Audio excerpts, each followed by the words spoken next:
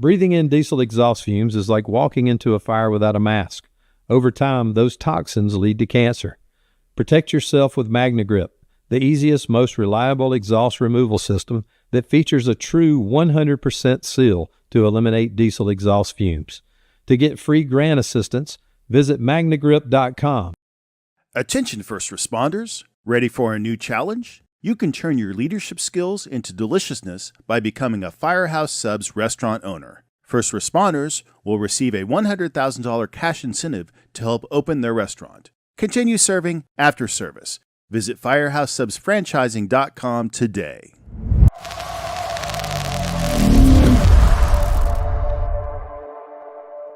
Well, welcome to Fire Service Court Radio. This is John Murphy. Speaking on behalf of the other attorneys that usually are on the show, Chip Comstock, Brad Pinsky, Kurt Verone. And my class today is going to be on diversity, which I think is an important topic in today's society, and especially in the fire service. My opinions here and the slides that I will be showing you over the next 30 or 40 minutes or so reflect my viewpoint, and not so much and not necessarily the viewpoints of my cohorts, although I think we see that diversity plays a large role in what occurs in the departments, especially as it deals with litigation, retaliation, terminations, lawsuits, those sorts of things. So this is a little primer to give us a chance to talk to you about the diversity of the fire service, how we can implement a diversity program into your organization, and hopefully make the organizations better and legally safe as it deals with preventing litigation, although diversity programs are not solely intended to stop lawsuits in an organization. Some of the truisms is that, we think as providers and members of the fire service that the fire service is multicultural and multiracial. And the reality is it's not. We have predominantly white males, very few females, very fewer persons of color, and other, I think other nationalities that are in our service are poorly represented. Litigation in the fire service focuses primarily on discrimination, harassment, and retaliation, mainly against people of color and women. And then some are related to operational issues, but people are the primary focus or the main focus of litigations that we see in the fire service. The demographics are pulled off the NFA website that looks at what are distribution of white Americans, women, Hispanic or Latino, and this changes every year, but it doesn't change a hell of a lot. And so as you see and take a look back for the past 5 or 7 years, these numbers haven't changed a lot, except I think in women firefighters it's gone up a little bit, but we still have an absence or a lack of a majority of women in the fire service. And I'm not sure how we can change that balance. Trying to make the fire service more attractive to people of color or women is one of our goals, I think, of this class, and certainly as a goal of the fire department, and to try to get some equity in the department as it represents your community. Certainly your community, maybe with the exception of a few, are predominantly white male, but you do have wives and moms and daughters and whatnot in the community. And the question I have is, how come they're not part of the fire department? And some of the facts that we have here are that in cases of discrimination, harassment, retaliation, the plaintiffs are awarded a lot of money. Sometimes they keep their jobs. Sometimes they leave. But overall, it's an expensive proposition for the department in the sense that you're losing a valuable person. There's reputation that's kind of destroyed, that your department's in the middle of a lawsuit from one of your minority firefighters. and that how does that reflect in the community when it comes to times of trying to get money for bonds or levies or those sorts of things, and how do you engender yourself into the community by having a litigation against somebody in your organization that probably doesn't deserve even to bring up a lawsuit based on bad behavior that has occurred.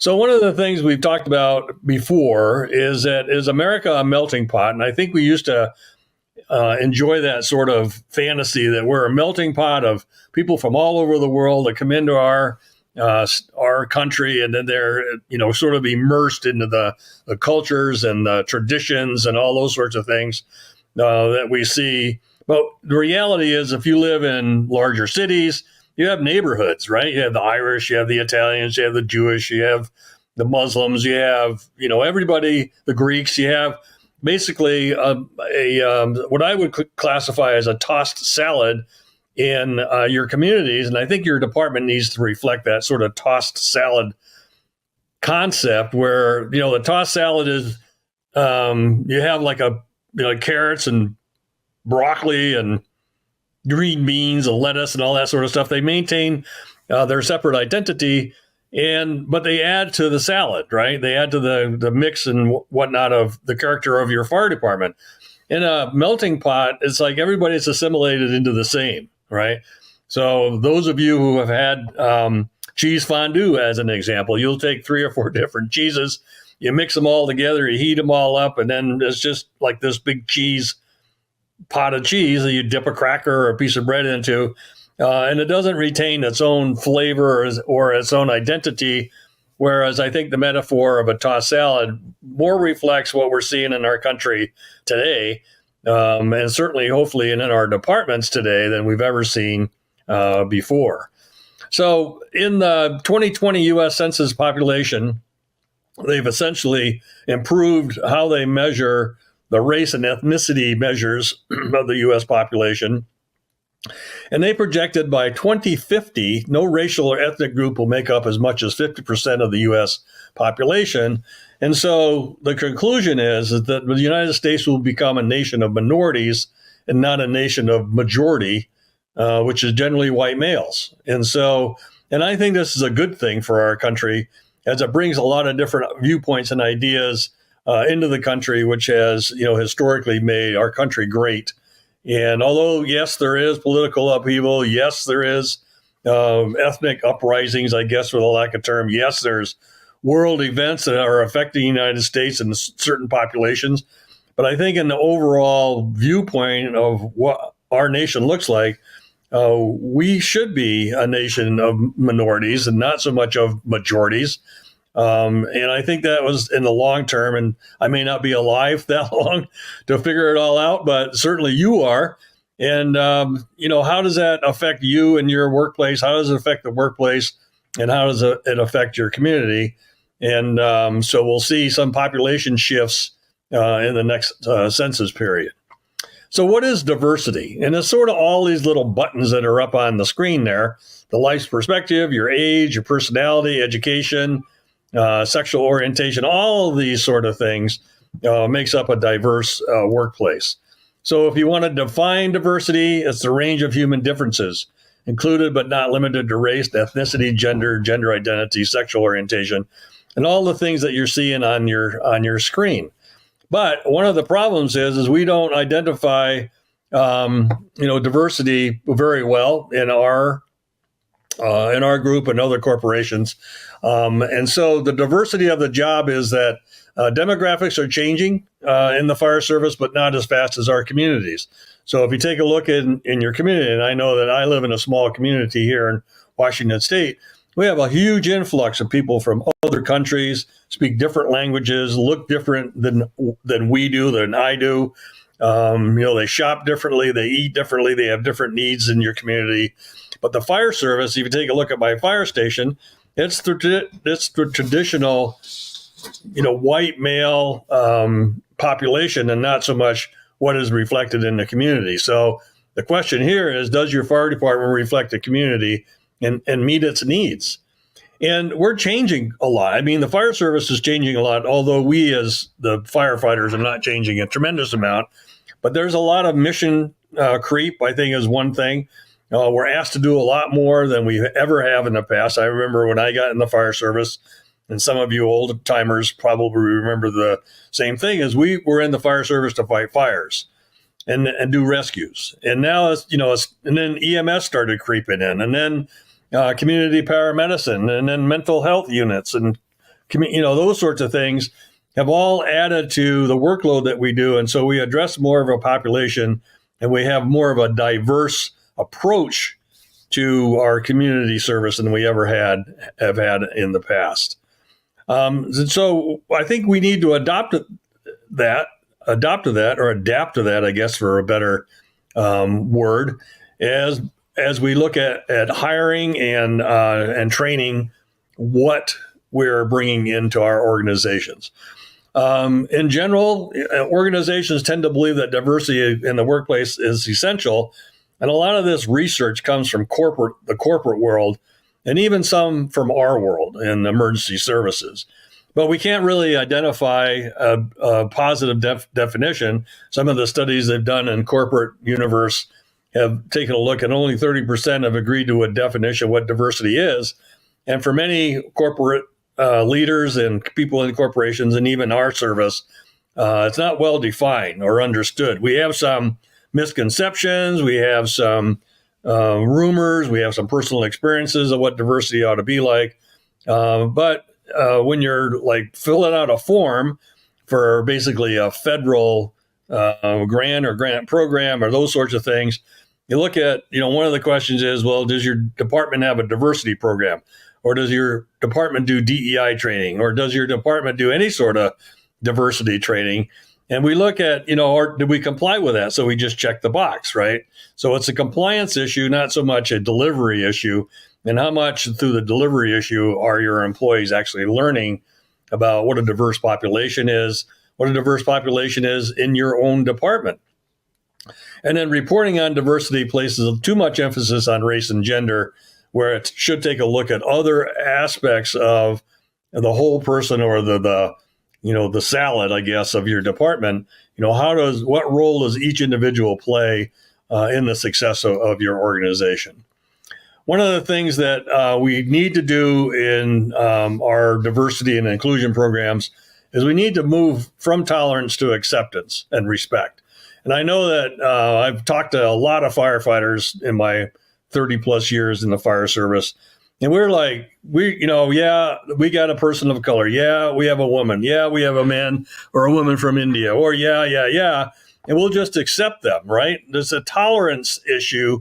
And it's not really a true acceptance of, can they play on the same baseball team? Do we go to family functions together? Are we, part of the same service, or do we just come and go individually, go off and do your second job, or not paying attention to those that are actually workers in your organization? That we need to sort of combine our talents together to make your fire department a lot safer, not only for the firefighters that are in there, but also for your community. So I was looking at working as a team or with a team, and then, we all should have access to the same information and opportunity.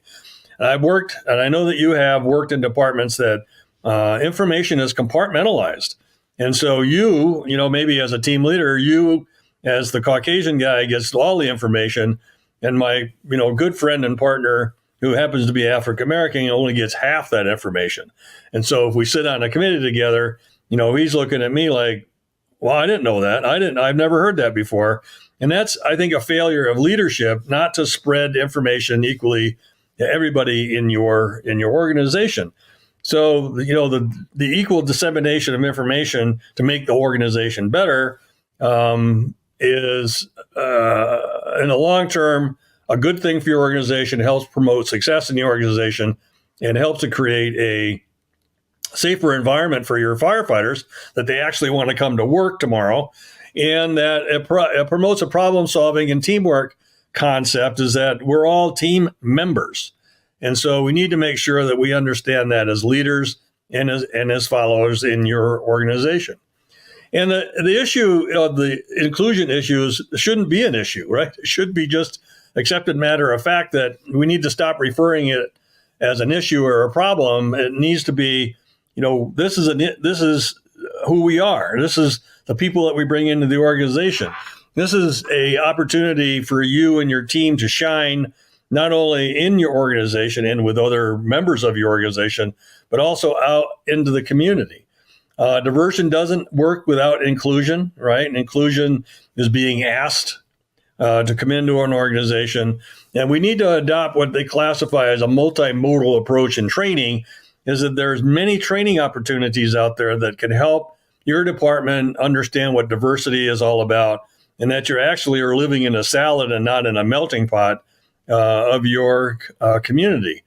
Many successful organizations will take diversity and inclusion and make that the strategic cornerstone of their organization, and hopefully will make the organization successful. And again, you need to take a look at your organizational needs and desires. And so if you're looking at my slide right now and you're going, oh my God, that guy cannot create a slide. Formats change when I put it on this presentation. So don't be harshly critical because it happens to everybody, and it's happened to me a couple of times before, and I've done these sort of classes. So yes, I recognize the fact that the organization has the N and apostrophe S is in a different line, and it should be on that line up above. So, but anyway, moving forward, there are qualified people out in your community that want to be part of your organization. And as leaders and as followers, we have to create an opportunity for those people that are knocking on the door. They don't all look like you. And I know that there are certain places where I travel, for an example of when I go to the Southwest, there's a lot of Native Americans down there. And if you take a look in the window of the fire department, there are hardly any Native Americans down there. And so when you ask the question why, if you hear from the fire chief, he goes, well, that group in our community doesn't want to be a part of the fire department. And if you talk to that group in the community, they go, we're not invited. We don't, it's a hostile work environment. Down here, Native Americans are looked down upon. And so why do I want to work in an organization that doesn't respect me as a human being and as somebody that can contribute to your organization in ways that are unimaginable? So, but we're not invited. And we're actually discouraged. And then, the last box there says we must create opportunity, again, not only for people out in the community, but for people in your community and in the fire department. So promoting diversity is that we want to hire diversely. And you're going, what the heck you're talking about? What does that mean? And so, you just don't take a look at, a certain block of people that you want in your department because you think they're homogeneous and they'll fit in and they're not going to create a disturbance. And, but the problem is you get sort of this sort of group think of, well, everybody looks the same. They're going to think the same. Nobody's afraid to challenge stuff. And so you bring people in with different ideas, people of color, women, other minorities. There's a lot of idea out there that can make your organization better. And if we just only hire a certain type of person, then your organization is not going to progress very far. So if you take a look at the most successful corporations or the most successful fire departments or public safety agencies in our country, take a look at the makeup of, who's on staff, who's in the fire station, who's responding to calls, and those sorts of things. I think it's important that we hire diversely, and you can look it up on Google. That's probably the best resource place right now. Factual information in there. I think that we need to understand what diversity is all about. So removing those particular barriers from allowing people to get in. I remember in the 70s when we had physical ability testing, and it was all upper body strength. It was cardiovascular. You had to run the Cooper mile, which is 1.5 miles, I think, in 8 minutes. You had to do pull-ups. You had to do push-ups. You had to do curls. You had to jump over a 6-foot wall. You had to run up a bunch of stairs. I mean, that was all upper body strength. And so how many women passed that test? I can tell you, not a lot. And I know that the University of Washington and Seattle fire department many years ago had a special program to try to recruit more women in the department. They had like a boot camp training event for women firefighters. They came down to the department that I was working in, ran them through our testing program. Nobody passed because they weren't developing, I guess, the upper body muscle in order to pass this particular physical fitness challenge. Whereas, and I think personally that it was not a valid test. I think it was an exclusionary test, and all the women that came down to take the test failed it because that's not what their focus was. Their focus was way on something way different. And now that we have the CPAT tests and other tests that are more equitable, I think we see more people with different physical challenges coming into organization. And I think that's a good thing. That removed a barrier that we should have done, 30 years ago. And then the last one is practice inclusion to convey that anyone can harness their full capabilities within the organization, no matter what their background is. And so Lopez in 2017 wrote a book primarily for the corporate world, but certainly the fire service and public safety can learn a lot from corporate world and then the writings that we see out there. And his book was basically how to change the strategies of managing your organization to be more inclusive in the organization. Promoting inclusion starts with us. And it's not just the fire chief or the fire commissioners. It's you as firefighters out there as well. And so one of the things we see a lot of is a term called unconscious bias training is one part of the training, because we all bring biases into our organization, right?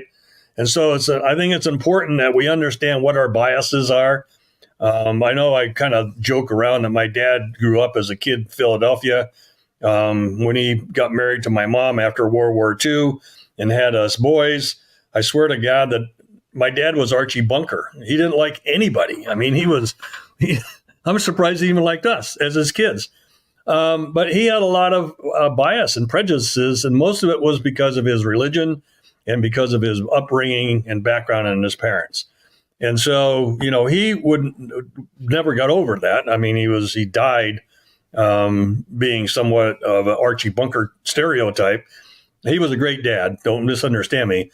But the guy had no tolerance for anybody that didn't look like him. So that's the environment I grew up in. And, as I got to college and went in the Navy and got into the fire service, old dad wasn't always right. And so, so I had to learn, sort of my own way. And I think that's one of the things we're finding a lot in our fire department society is that you may come in with some biases from religion, schools, parents, friends, neighborhoods, communities, towns, and cities.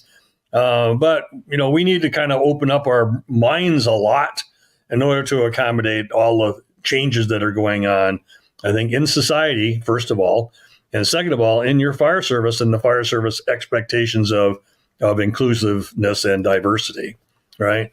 So one of the things that we also talk about is emotional intelligence, which starts with us. And then emotional intelligence is a little definition, is the ability to understand, use, and manage your own emotions, as well as understand and influence the emotions of others. And that's also known as the emotional quotient, or the emotional intelligence is the other term for this. And a science journalist named Daniel Goleman in 2000 or in the 60s, I think, wrote a book and talking about emotional intelligence and emotional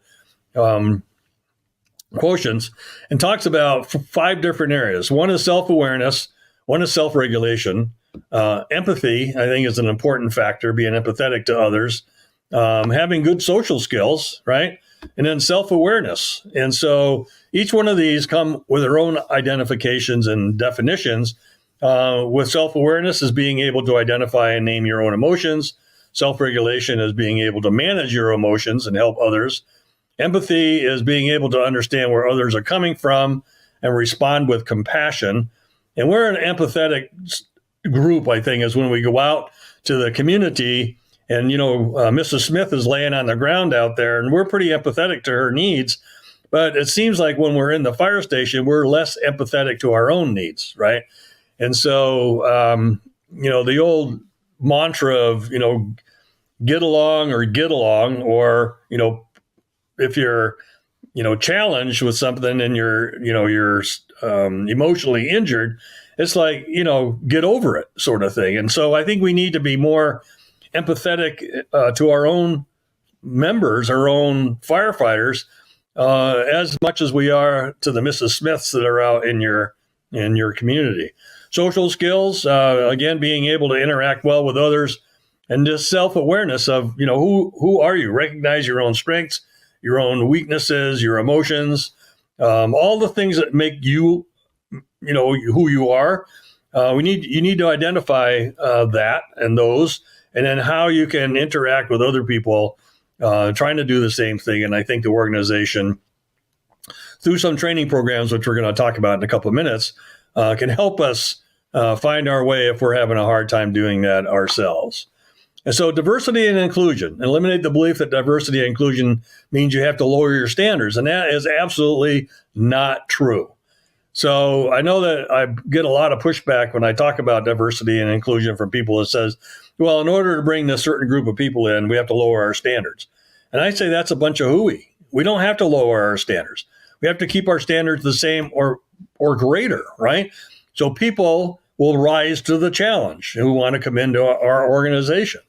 And so if we keep the standards high, then the people that we bring into the organization have high standards and can better interrelate with other people in the organization. If the department members are of the mindset their colleagues are family, make sure their actions mirror the mindset. And I always say, if our fire department was family, we wouldn't treat each other the way we treat each other in the fire department. And I was thinking about this last night, and I was, while I was trying to go to sleep, and we talk about the fire department family. And so I had a friend pass away, unfortunately, unexpectedly. And so when that person died, his company replaced him, just like that. He was a vital member of the company. He provided a vital service to the company. They found somebody else to bring in to do his job, right? And he's probably in the next year or so, he'll be completely forgotten by the organization, if not sooner. In a family, we just can't bring in another family member, right? They're not like sitting on the shelf somewhere where, if old John dies, we'll just bring a new John in and he'll be our family member. When that family member dies, they're gone forever, right? And so I think the difference between the work family and the family is dramatic, is that we need to sort of get out of the mindset that we're family. We're friends. We depend on each other for our safety. We socially interact with each other. But as an organization, the organization doesn't refer to you as a family. Only your family refers to you as family. So let's think about that in a different manner as we deal with people in our own organization. Identify the steps the department should take so that every community member is comfortable walking into the house. I know that in fire departments, when you come back from a call, the doors go down and nobody sees you out there. I know that some departments are putting glass in the window so people can actually look in to see what's in there. But in my departments, we tried to keep the doors open as much as we could. I know that there's neighborhoods that you don't want to do that because people will come in and steal stuff from you. But we try to keep the doors open because we're a community house, right?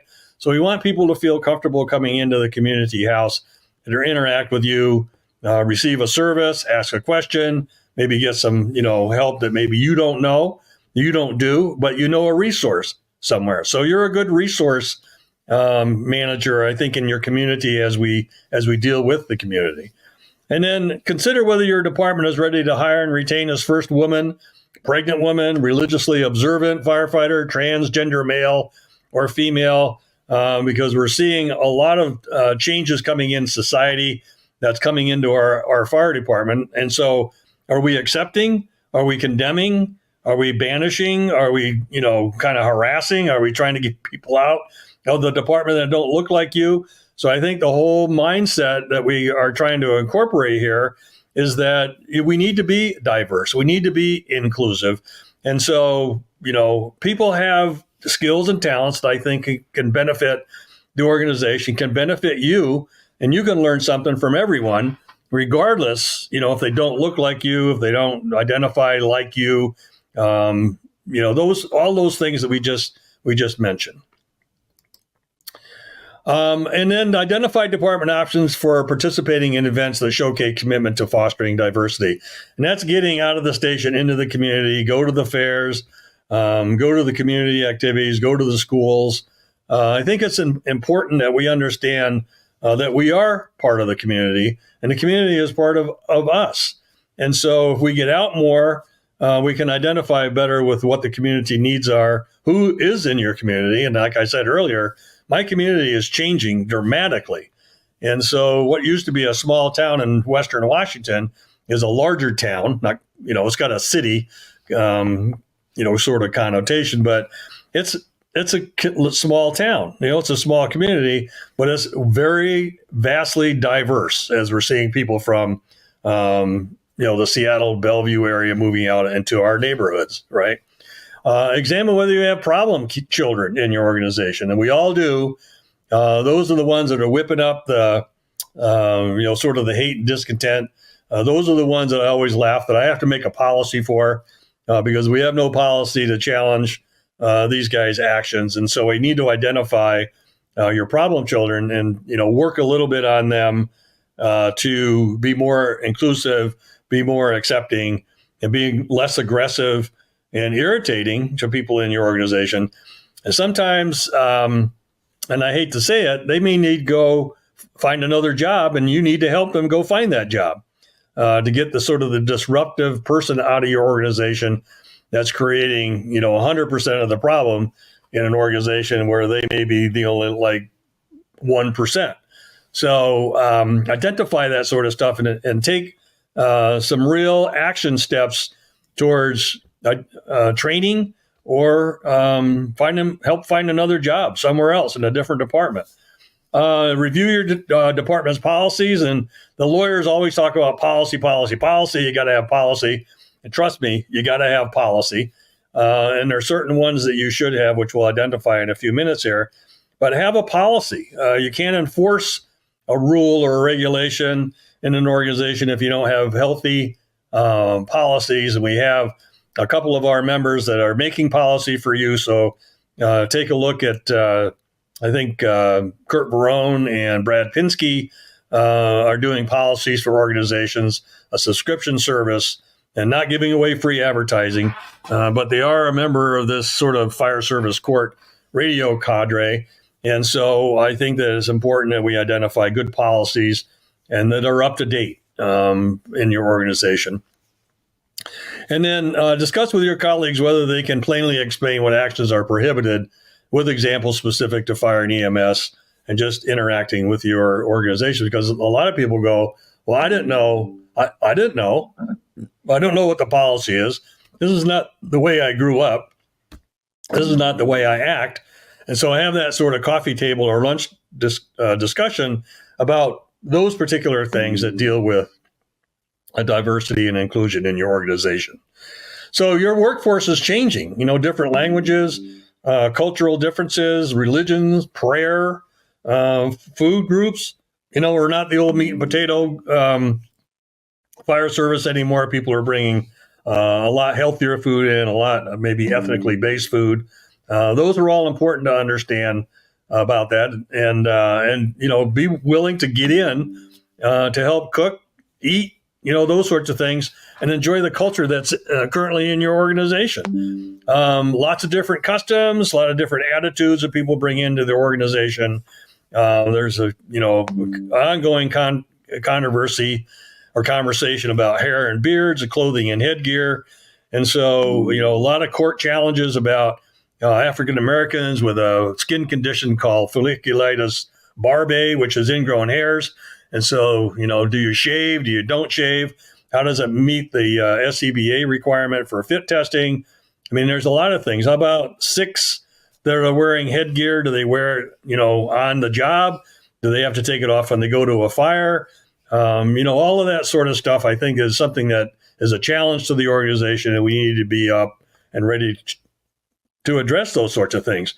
So a lot of religions have different headgear and clothing associated with their beliefs.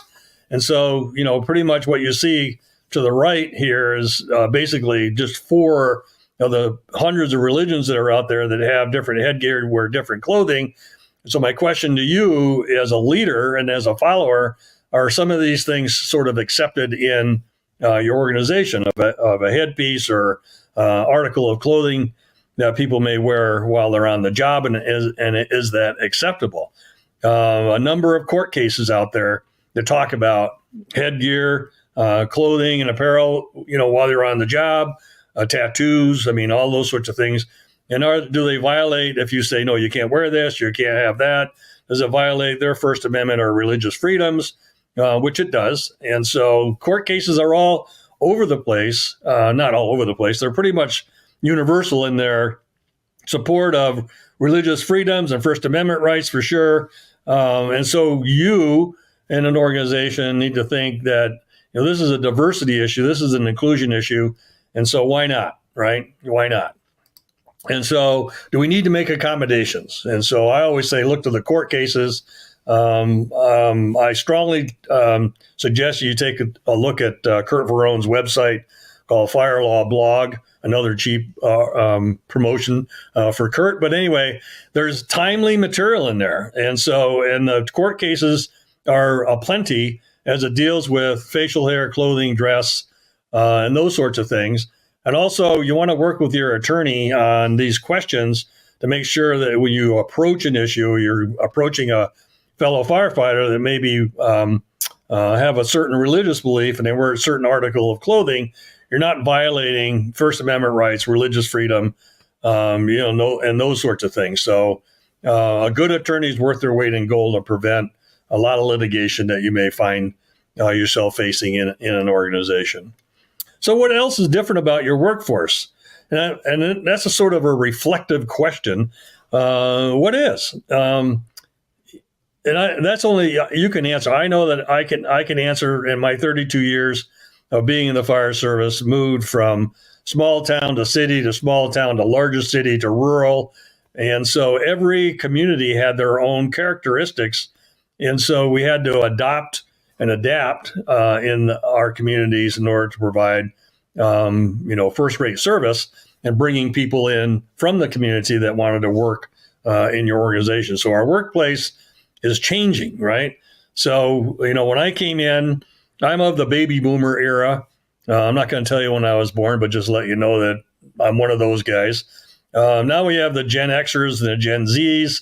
They're sort of their work ethic and desire to go to work is a lot different than maybe what you were when you came in. And so we need to basically identify and recognize and encourage that sort of membership in our organization from all the different generations. So then what did your department look like when you joined and what does it look like now?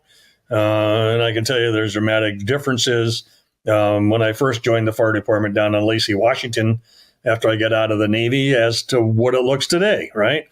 And so what does the community look like? And I said earlier that my little dinky town out here in western or eastern King County has changed exponentially over the last 30 years. And so what's different about it, right? What's different about it? And then what initiatives were taken by your department to hire from different backgrounds? And so, and we're always challenged to bring people in that have a certain set of skills that we may not have that will benefit the department. And also to try to reflect what your community looks like when people are looking through the doors of the fire station. And then you want to look at success. So were we successful in bringing individuals into the organization that we didn't have before? And if not, why not, right? So are we recruiting in the wrong areas? Are we recruiting, a certain type of people that, that's all we want in the department is the John Murphys of the world? You don't want the John Murphys of the world only in your department. You want the John Murphys, the Jane Murphys, and all the different people that are in your community, in your department. Everybody brings a certain skill set into the organization. And then what initiatives were taken to retain people from different backgrounds when you were hired, and were they successful? Or did you have a mass exodus of people that left the department because the department was hostile and didn't encourage this sort of diverse and inclusive workplace in your organization. And then what initiatives are being taken? Is it more committee work, more pay, better hours, more responsibility, promotional opportunities, those sorts of things? And then you take a look at who left, and then why did they leave? How many people do exit interviews when you have a firefighter or a member of your organization leaving? And a lot of it you don't. And so it's just like, Murphy's gone, good riddance, we'll just hire somebody else in. Well, Murphy left for a specific reason, right? No promotional activity, too much racism in the department. People weren't willing to work. The leadership was terrible. I mean, there's probably 100 different reasons why Murphy left. It's up to you as a leader of the organization to figure that out and ask me why I left the organization. And I'll tell you, I got some good ideas of why Murphy left the organization, because Murphy has left organizations before, but nobody asked me why, right? So if you're not willing to accept the talents that I bring in your organization, I'll take them somewhere else, right? Somewhere else that's more appreciative. So we need to figure that out, why people leave your organization. And then again, why do the people leaving appear to share a protected characteristic? And that's a whole another topic about what are protected classes. Is it your males of a certain color or certain culture? Is it women? Is it people of color? Why are they leaving, and who's leaving in the greater numbers? So let's figure that out and try to retain that talent. So your community is your fire department, right? So if you have a community of predominantly Spanish-speaking members, as citizens, wouldn't you want your firefighters to be able to at least speak the language to lower the communications barrier? I know that when I work in a medical clinic with one of my medical hats on, we have a lot of Spanish-speaking patients that come in. I don't speak Spanish all that well. I know a few words. But thank God we have a staff that a lot of them do speak Spanish, so they can help interpret those sorts of things. But wouldn't I be as a better provider if I learn how to speak Spanish, which I'm learning, which I probably should have done 100 years ago. But nonetheless, wouldn't your department be more integrated with your community if people at least spoke the language?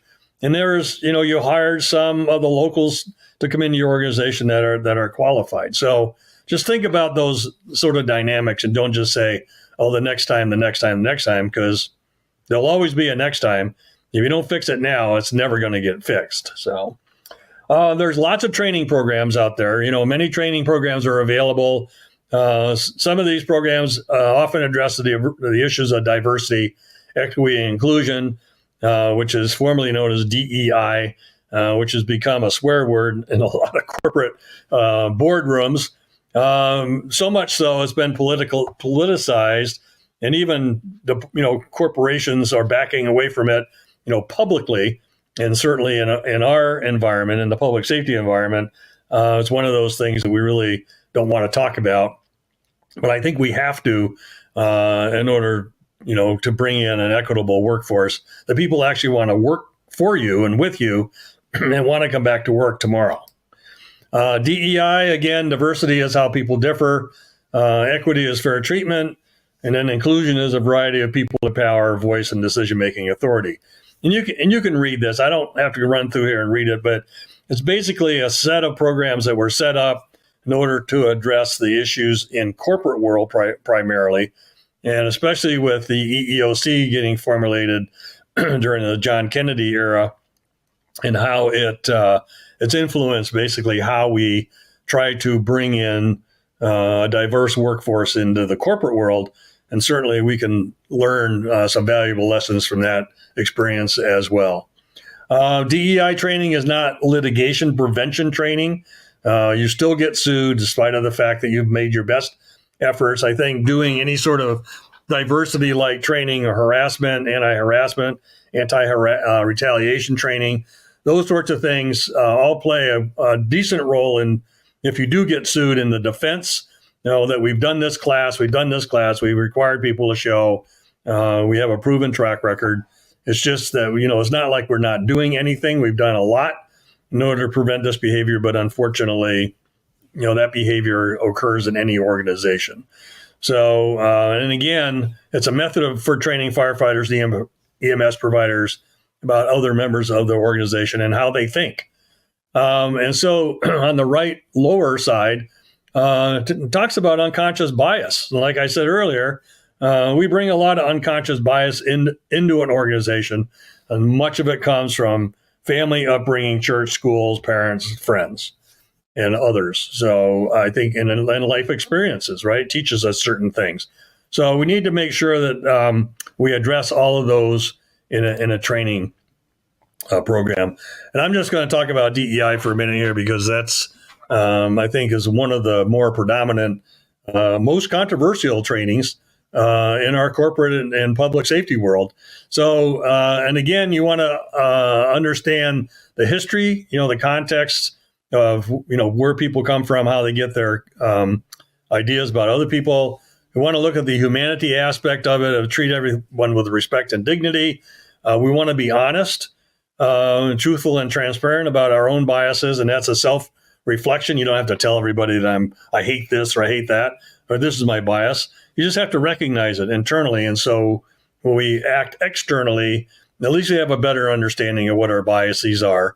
And then humility, right? Recognize that we don't have all the answers, and there's always more to learn. And I think in these training classes, there's always more to learn about other people. And I think most of it is about you first, and then about other people second, especially those in the class that are willing to share their life experiences as well. Organizations prioritizing DEI awareness training demonstrate a commitment to their communities. And so if you take a look, if you live in a highly industrialized or corporate environment, those guys are doing that training too, or some similar training to DEI. It may not be classified as DEI. Those who have been, I guess, publicly criticized for doing DEI are doing the same or similar classes. They just call it something different to avoid that sort of scrutiny that goes on. But it's important to value diversity, because when people's diverse strengths, abilities, and interests and perspectives are understood and supported, they build a stronger community, right? Stronger community out in the community, stronger internal community in your fire department. So we need to take advantage of all of those training sessions and what people bring in from the community into your organization. A little bit of history here. Title VII of the Civil Rights Act established the EEOC, which works to eliminate employment discrimination. In the 60s and 70s, which this is when these rights were passed, employees began filing discriminatory lawsuits with the EEOC, and a huge uptick, because people had just been sort of suppressed and abused and discriminated against for many, many years. And this was an opportunity to file a lawsuit, making a public demonstration that, hey, in my organization, I've been discriminated, retaliated against, harassed, and bullied, and I'm just tired of it. And so it was an avenue for people to step outside the organization and to file a lawsuit.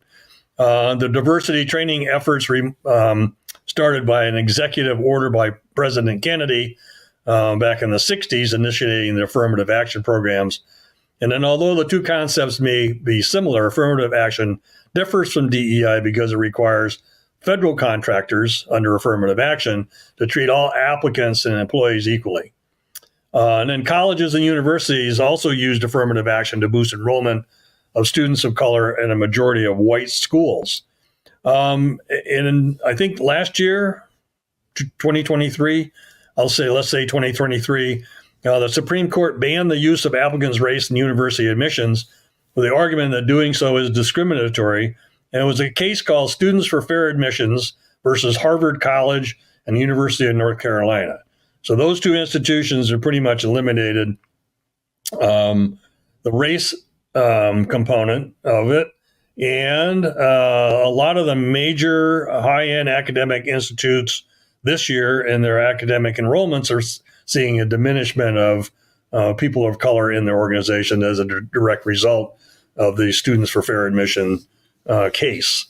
Employers in the public sector must continue to abide by current laws. So we're not so much affected by the SFFA as educational institutions are, but I think we need to work with our attorneys into saying, how if we do this hiring, are we affected by this federal case dealing with academic institutions? And right now, as of today, we're not so much affected by it as are the academic institutions. So again, a reminder that a fire department that resembles its community and demographic makeup is more likely to be able to provide effective services to their community. And again, we need to work on affirmative action like programs. So bring in people that are diverse and take a look at the makeup of your community, take a look at the makeup of your agency. And again, when we're hiring, we have to comply with federal and state civil rights laws. That we have to provide work opportunities on an equal basis for everybody, right? For everybody, regardless of race, gender, or color. The court decision did not address employment-based DEI initiatives. And again, in fact, there was a group of attorneys in a think tank, and I shall not mention their name, that are sending warning letters out to law firms and to academic institutions about how this SFFA ruling affects their decision-making process, and advising them that they could be sued, if they violate the Supreme Court rule, which is like a no-brainer. Who's not going to comply, right? And so I think that sometimes these warning letters go out, and they're very threatening about how you can be sued, how your institution, can be sued for disregarding the new Supreme Court ruling. And any smart lawyer and any smart institution will abide by Supreme Court ruling until it gets, changed, overturned, or modified. Title VII has always prohibited race-based quotas and individual hiring promotion decisions that discriminate based on race. And again, we as an employer, the landscape hasn't shifted, right? So continue to do the same good thing you've been doing. Don't discriminate against new employees. Be diverse in your hiring, and you're in a safe harbor. So for right now, just keep doing what you're doing and do it better. And again, I wrote an article. You can see at the bottom, it says it's entitled, "Are We Providing the Correct Anti-Discrimination Training?" It's a March 2024 article. I think it's pretty good, but that's me. And so I would look that up and take a gander at it and see what you think about it. And again, it's part of your policies, your practices, the people that are in your organization, your followers, your leaders, all need to kind of be on the same page as it deals with diversity. So what does it accomplish, right? So DEI training or similar training teaches employees how to understand and bridge cultural differences. Employers should seek candidates with a diverse race, geography, gender, and industry knowledge. Right? Public safety should tie DEI or similar training to their strategic plans. And then again, it's a growth strategy for a lot of organizations. So if you can't figure out what that is, look to the corporate world and look at their growth strategies. What's in their strategic plans? And should our strategic plans reflect that sort of attitude where we're going to bring in people who are diverse? And so we can make our organization a little bit more inclusive and make it look, again, more like what our community looks like. And then it demonstrates to your community a commitment to leveling the playing field for your employees. So everybody has an equal opportunity to succeed. And that's what our goal is, I think, as leaders and followers. We want everybody in your organization to be successful because we want to be successful. We don't want to go to work every day and say, I'm going to do a crappy job today. And why even should I show up? I'm here. I hate it. I think what we need to do is change that mindset and say, hey, you can be successful. We'll challenge you. We'll help you to be successful. That's our obligation, I think, as leaders in an organization. We don't exist in a vacuum. Again, we're part of general society. We need to reflect the society. Diversity refers to organizational diversity as well, such as identity and identity politics. And it includes gender, culture, ethnicity, religion, disability, class, age, or opinion, right? And then equity refers to the concepts of fairness and justice, such as fair compensation or substantive equality with promotions and opportunities within your organization. So I think the equality component of it, excuse me, my nose is running. The equality component of it is everybody has an equal opportunity to promote. And again, I have to go back to some of my horrible history with leaders that I worked for, where in one organization we had the rule of 300. And for those union members out there that are listening to this, there's generally the rule of 3, right? And so my chief had the rule of 300, and he can hire anybody hire or promote anybody he wanted to promote. And so there were certain people in the organization, or there are certain people that are looking on the outside wanting to come in. He would not hire them, or he would not promote them because of a personal bias. I have no idea what it was.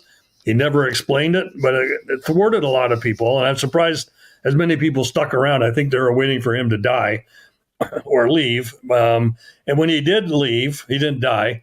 And a new chief came in. All of these highly qualified, talented individuals got promoted. And so it eliminated the sort of internal bias that occurred in the organization, preventing these sort of opportunities for people that were perfectly qualified in our organization. And then the equality equity issue is, I think the best thing to take a look at is the boxes on the illustration on the left, where equality is everybody gets the same box, but they don't get the same advantage. The equity component of it is everybody gets what they need to be able to visualize the ball game, as an example. So the short guy on the right, as opposed to the tall person on the left, they all can see the ball game because they've been given different tools in order to make their life a lot better. And so I think that's a good visualization of what this sort of equality equity issue is. And it also talks a little bit about inclusion on this slide as well. So lessons employers can learn from and apply from SFFA to both safeguard their DEI or similar programs, mitigate the litigation risk. Although I said these are not designed for minimizing or preventing litigation, we still get sued for personnel issues on discrimination, workplace harassment, bullying, retaliation, and those sorts of things. And then again, take a look at how do you measure success, right? One of the ways to measure success is that people stay and they come to work the next day because they want to be there. And they offer to participate more in projects than ever before. Look at, review your DEI offerings or alternative anti-discrimination training for their efficiency operation in relationship to your goals and values of the organization. So again, a reminder that every organization needs a goals and value statement is why do we exist? Why are we here? What benefit do we bring to the community? How are we going to get there, right? Evaluate your hiring practices and your initiatives, and then evaluate whether your company's leadership is diverse in thinking and actions. And how do you do that, right? So it's very difficult. Like, so are you gonna tell the fire chief or the executive of your organization that they need to do things different? Is this truth to power? And will you still be there after that happens? So I think we need to be pretty careful about how we approach these. Is my leadership diverse in its thinking and actions? And so we need to scrutinize and do some internal evaluations about how am I going to approach this chief, where he doesn't promote people because he doesn't like them, or he won't hire certain people because he doesn't like them. And so it's my obligation to say, hey, chief, I think we need to sit down and figure out how we can hire these people in that are highly qualified, but they don't particularly meet your standard, whatever that is. So that's I think a necessary but dangerous conversation you have with leadership. Truth to power. So, and then the other question is, are we able to utilize different training programs in our toolbox? And the answer is yes. I mean, it doesn't have to be specifically DEI training, which, has a tendency that some people think is already biased towards certain members of the organization, in favor of other members of the organization. So there's a ton of training out there, and I think we need to look at it, take advantage of it, and then bring people in that can actually teach it to your organization, such as diversity and inclusion training, sexual harassment, certainly age discrimination, things that are protected under the law. We need to train our staff and our staff members what it's all about, how to prevent it, how to report it, and then how to create a policy that basically addresses this training. And this is not all the training that's out there. There's 100 programs or more that I think that meets the needs of an organization for this sort of diversity and inclusion facet of it. I think one of the things that we see at the bottom on the left is encouraging allyship and bystander intervention. And a lot of times what happens is you'll see bad behavior going on in an organization. You'll visualize it. You'll experience it yourself, but you don't do anything about it. And that's not good for you because you're suffering as well. You're affected. And certainly the target is affected as well. So intervention is good. And I think some of these trainings talk about how to intervene in bad behavior, especially like in the arena of sexual harassment, those sorts of things. We need to be more proactive internally and individually, to prevent, these sort of behaviors from occurring. You got to have policies, right? And so if you talk to the rest of our attorney cohort group and anybody who does policies, these are just sort of the tip of the iceberg. So, mission statement and commitment, how do you accommodate for disabilities? Those sorts of things are policies that you should have in your organization. Now, my question is, can you create a policy for every activity that goes on in the organization? And the answer is no, you can't. But you can do sort of a global policy of a conduct policy or an ethics policy, which essentially gives a sort of global, this is how we expect you to act while you're here. This is how we expect you to act while you're not here, not impugning the reputation of the organization. And so you can do a lot of discipline with those two sort of global policies under sort of a term that we call conduct unbecoming, which means maybe for some organizations, it's immediate termination, depending how bad it is. So make sure you have all-inclusive policies. But like I said, you cannot write a policy for every activity that goes on in the organization. And the other thing is, and I know that when we joined 5 departments into one during my career, we had 5 policy manuals that we had to join into one policy manual. And some of those policies are on there like written 35 years ago, and they only addressed one issue, right? Bad behavior, showing up late for work. I mean, it's like using department apparatus for, business purposes. So did it ever happen after that? And the answer is no, because they had a policy, but it never occurred again. So why not get rid of the policy? And so we weeded out, 750 pages of policy down to 35. And everybody was happy at the end of the year when we had our annual monthly or weekly meetings, because that was over with. We had a good policy manual. And there's several places you can get them, right? So just look around if you're having a hard time finding policies. Make sure that if you borrow somebody else's policies, that they fit your department, right? So they're not, Department A's policy into your department, and all of a sudden there's nothing in the policy that addresses issues that are in your policy. So go through there and review them very closely, and have your attorney take a look at it too, because they're the ones that are going to have to defend you. So let's level the playing field and provide equal opportunity. And again, this is the DEI programs or similar anti-discrimination, anti-sexual harassment, and those sort of trainings.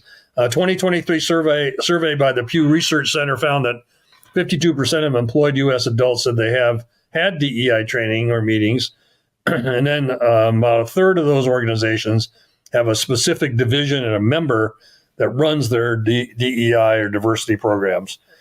Some critics are saying that DEI programs are discriminatory and attempt to solve racial discrimination by disadvantaging other groups, particularly white Americans.